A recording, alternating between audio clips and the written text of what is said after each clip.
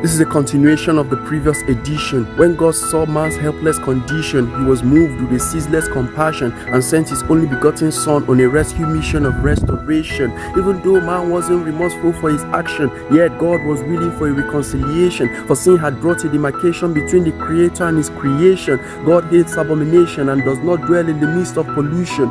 So that was the reason for the separation. So out of free volition and not by coercion, Jesus came into the world through incarnation according to the scripture's prediction. After Mary's divine visitation, where she was informed of her conception, his birth brought a great jubilation, and the angels made a proclamation that the time has come for man's redemption. And this was a confirmation of what Isaiah had earlier mentioned.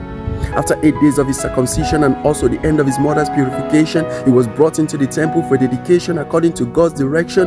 During the occasion, there was a man whose name was Simeon. He has been in anticipation for Israel's consolation, and when he came in, he gave God adoration for making him to see his salvation. And as the news of his birth was still in circulation, he eventually got to Herod's notification. When he heard it, he was filled with great indignation, for he got the wrong impression that Christ has come for earthly coronation.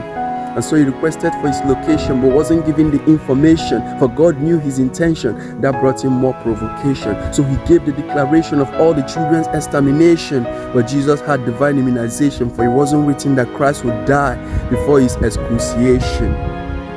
After all this commotion, Jesus grew and was strong in spirit and wisdom and was under his parents' subjection. Then the time fully came for his earthly ministration. But before the manifestation, he needs go through heaven's constitution.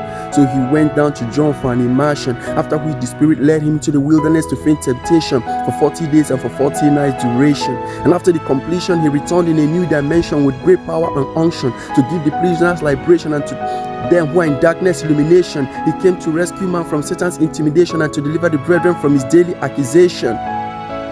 To be continued.